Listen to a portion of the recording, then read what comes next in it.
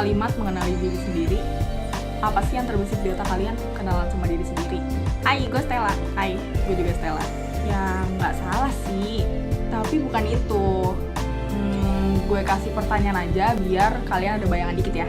Gini, lo pernah nggak sih ngerasa kecewa atau ngerasa gagal sama diri lo sendiri karena lo itu salah dalam memilih jalan yang ada hubungannya dengan jalan hidup lo?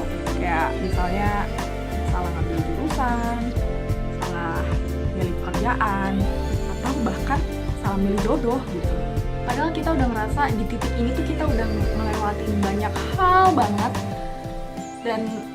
tapi kita selalu ngerasa kurang dan selalu nyalahin diri sendiri kalau ada hal yang nggak sesuai dengan ekspektasi kita. Lo pernah juga nggak sih ngerasa lo tuh nggak tahu mau lo apa? Karena selama ini yang lo pikirin cuma orang lain.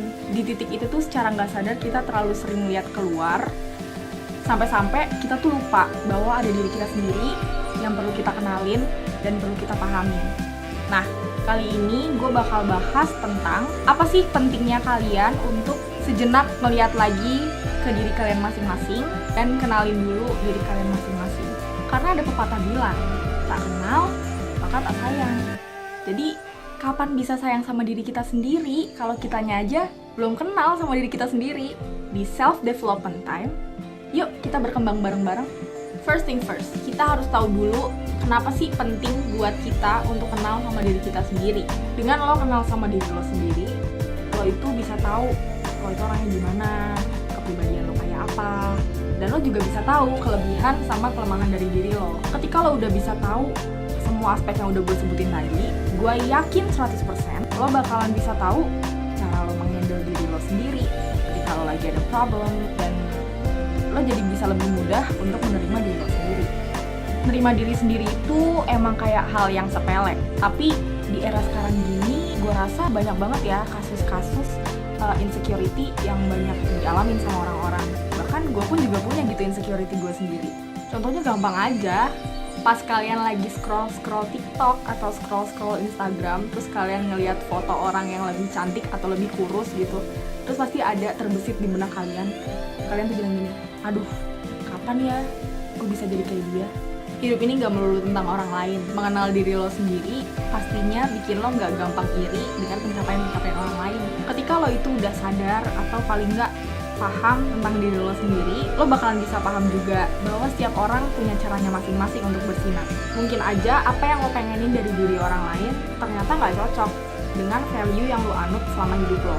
Atau mungkin juga apa yang lo punya dalam diri lo ternyata dipengenin sama orang lain untuk ada di diri dia. Ya intinya manusia emang gak pernah puas. Makanya kenal sama diri sendiri itu menurut gue adalah hal yang paling basic untuk lo bisa berkembang. Emang gak mudah untuk menerima diri sendiri kalau kitanya aja belum kenal secara mendalam sama diri kita sendiri. Nah, dari apa yang udah gue paparin tadi, udah kebayangkan apa aja yang bakal terjadi kalau kita nggak kenal sama diri kita sendiri? Oke, bakal gue jelasin satu-satu di sini.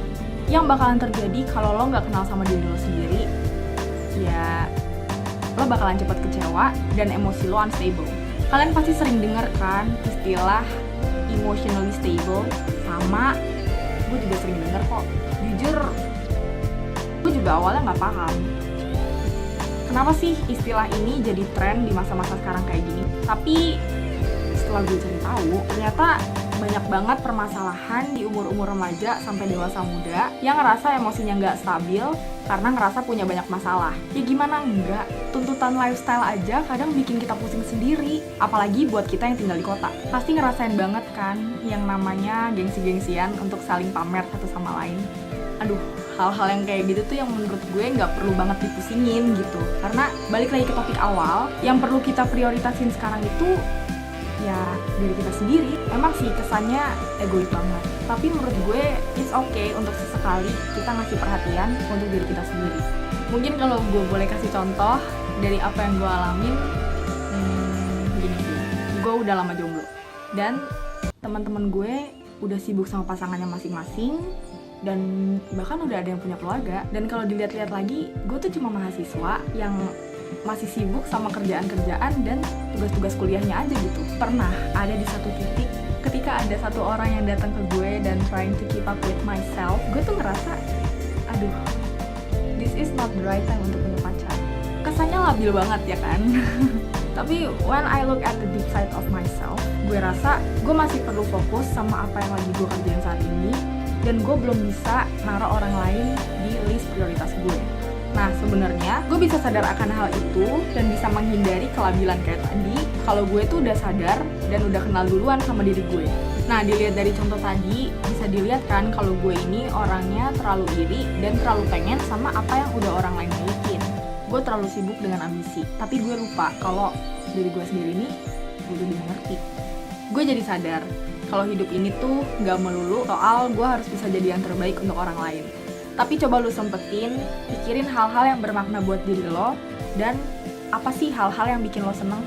Sesimpel hobi lo apa yang lo senengin, dan hal itu yang nantinya bisa berkembang buat lo bisa mikirin hal-hal yang esensial buat hidup lo sendiri, kayak tujuan hidup, cita-cita, bahkan nilai atau prinsip apa yang bakal lo anut dalam hidup lo. Pokoknya semua dimulai dari hal kecil. Di umur 20-an gini, gue rasa masih sah-sah aja kok untuk mikirin diri sendiri. Toh, ini penting untuk pengembangan diri. And then, nanti kan hidup kita juga yang jalanin sendiri.